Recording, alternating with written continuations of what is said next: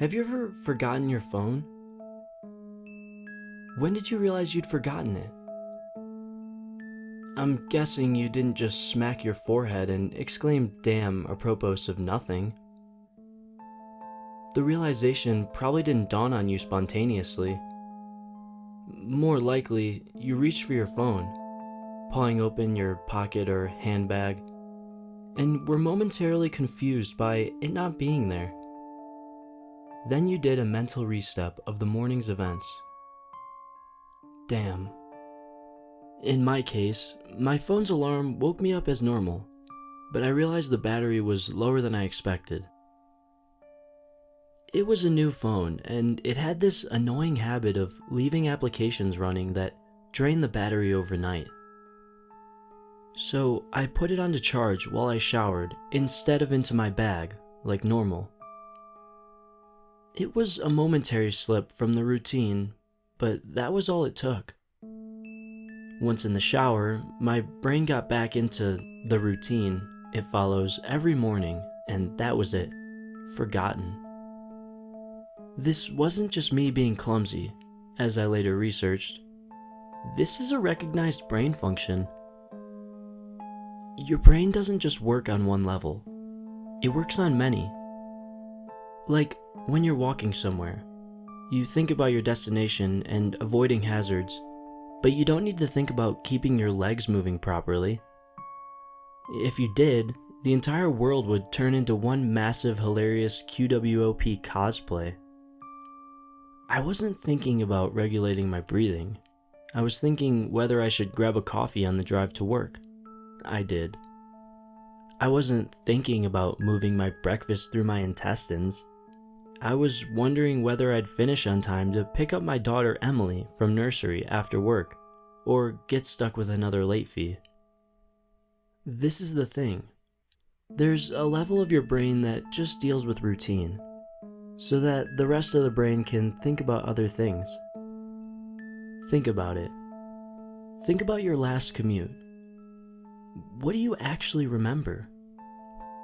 Little, if anything, probably.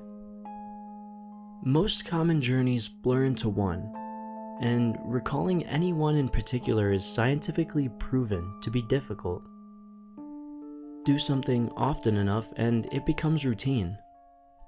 Keep doing it and it stops being processed by the thinking bit of the brain, and gets relegated to a part of the brain dedicated to dealing with routine. Your brain keeps doing it, without you thinking about it. Soon, you think about your route to work as much as you do keeping your legs moving when you walk. As in, not at all. Most people call it autopilot, but there's danger there.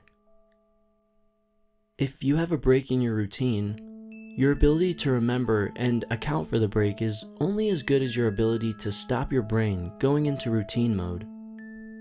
My ability to remember my phone being on the counter is only as reliable as my ability to stop my brain entering morning routine mode, which would dictate that my phone is actually in my bag. But I didn't stop my brain entering routine mode. I got in the shower as normal. Routine started. Exception forgotten. Autopilot engaged. My brain was back in the routine.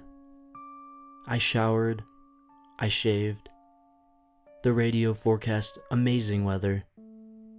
I gave Emily her breakfast and loaded her into the car. She was so adorable that morning. She complained about the bad sun in the morning blinding her, saying it stopped her having a little sleep on the way to nursery, and I left. That was the routine. It didn't matter that my phone was on the counter, charging silently. My brain was in the routine, and in the routine, my phone was in my bag. This is why I forgot my phone. Not clumsiness, not negligence. Nothing more my brain entering routine mode and overriding the exception. Autopilot engaged. I left for work. It's a swelteringly hot day already. The bad sun had been burning since before my traitorously absent phone woke me.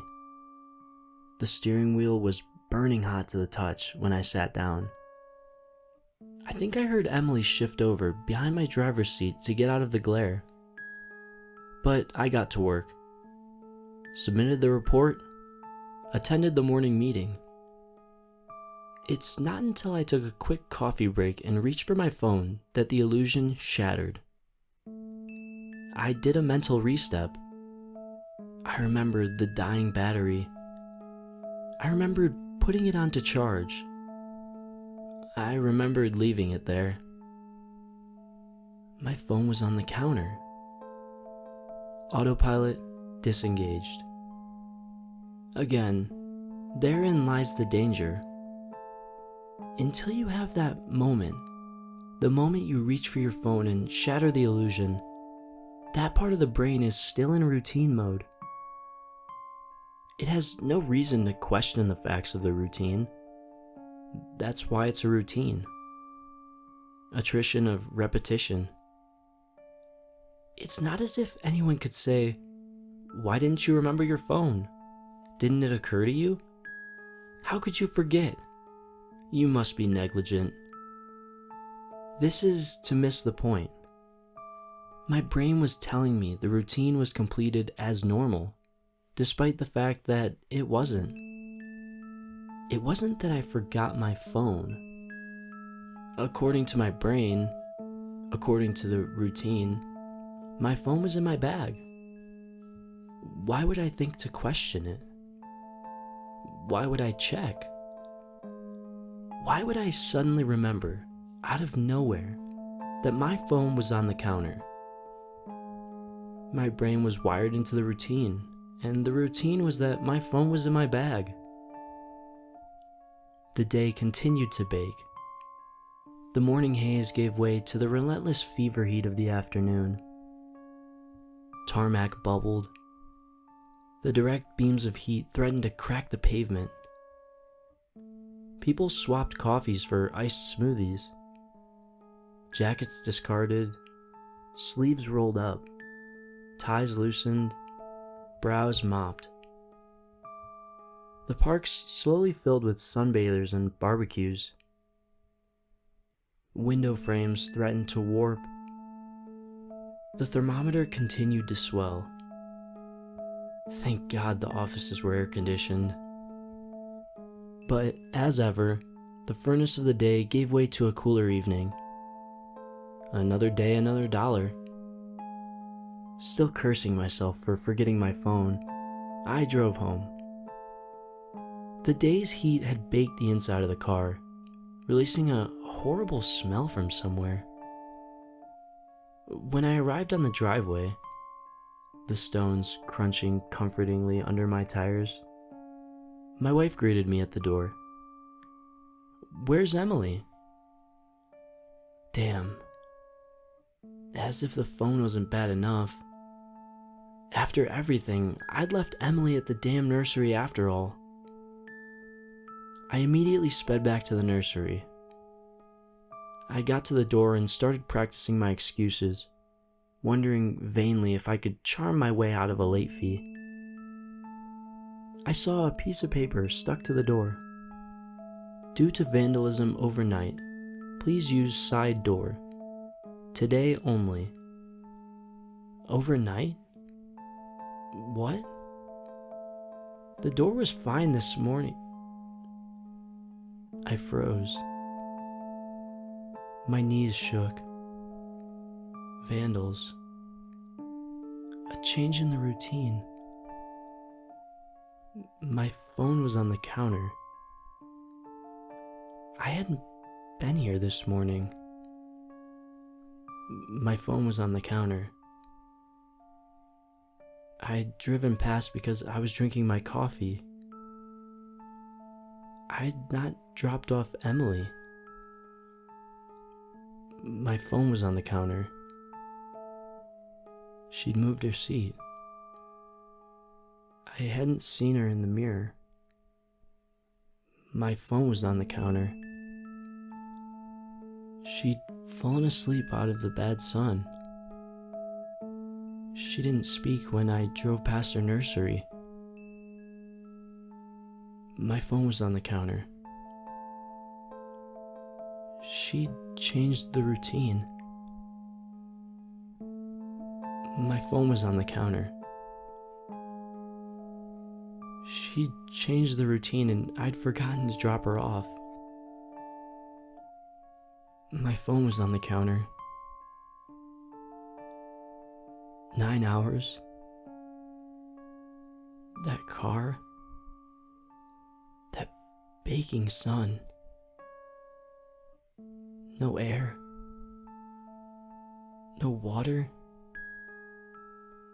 No power. No help. That heat. A steering wheel too hot to touch. That smell. I walked to the car door. Numb. Shock. I opened the door. My phone was on the counter. And my daughter was dead. Autopilot disengaged.